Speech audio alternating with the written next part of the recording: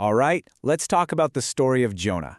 And I know you think you know it, big fish, scary city, prophet on the run, right?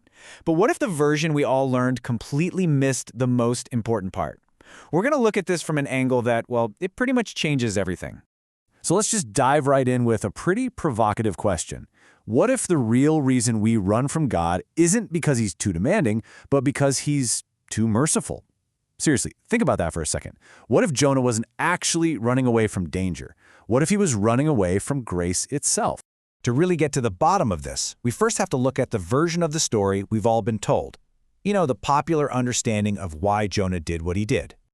The standard take is super straightforward, isn't it? God says, hey, Jonah, go to Nineveh. And Nineveh, this was the capital of the Assyrian Empire. These guys were famously, unbelievably brutal and wicked. So of course the obvious conclusion is that Jonah was terrified. Who wouldn't be? He didn't want to walk into the lion's den, and look, that makes total sense, but it's not the whole picture. Not even close, actually. That interpretation, while logical, misses the entire point of the story. It completely overlooks the crucial detail that Jonah himself tells us. So what was his real reason? What was actually going on in his head? Well, the fantastic thing is, we don't have to guess or speculate. The Bible just tells us. We get Jonah's own words, his direct confession for why he fled. And there it is. This is from Jonah's prayer in chapter 4 after God spares the city. Now you'd think he'd be relieved, right? Nope.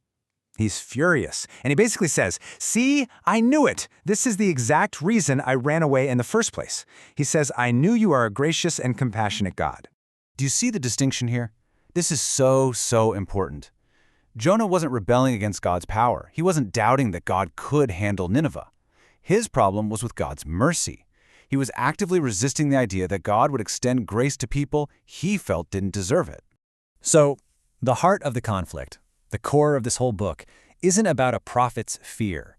It's about a fundamental clash of worldviews. It's a battle between our human idea of justice and the divine nature of mercy. Let's break that down. In Jonah's corner, justice was simple. Nineveh is evil, so Nineveh deserves destruction. Period. That worldview gave him a sense of order, of control over who's worthy. But in God's corner, you have this radical, unconditional compassion, where even Jonah's mortal enemies could be forgiven, and he just couldn't accept that. This brings us to a concept we can call the Jonah Paradox. It's that internal resistance we feel when grace is extended to someone we believe has not earned it, or worse, someone we feel deserves to be punished. It's when our deep desire to be the judge clashes with God's desire to be the savior. And right here is where this ancient story stops being about a guy and a fish and starts being about us, right now. This is where we have to turn the mirror inward and ask ourselves some really uncomfortable questions. Let's start with the easy one. Think about it for a second. Who are you perfectly fine with God showing mercy to? It's usually people who are like us, right? Or people whose mistakes we think are minor or at least understandable. But now, for the hard part. Who is your Nineveh? That political opponent, the rival company, the person who betrayed you, the group whose beliefs make your skin crawl. Be honest. Who is it that, if you're really being truthful, you'd rather see get what they deserve than receive unconditional forgiveness? That is where we find our own Jonah Paradox. And let's end with the ultimate takeaway here. Jonah's anger, his little tantrum at the end, it revealed that he never truly grasped the mercy that had been shown to him. So the final question is for us.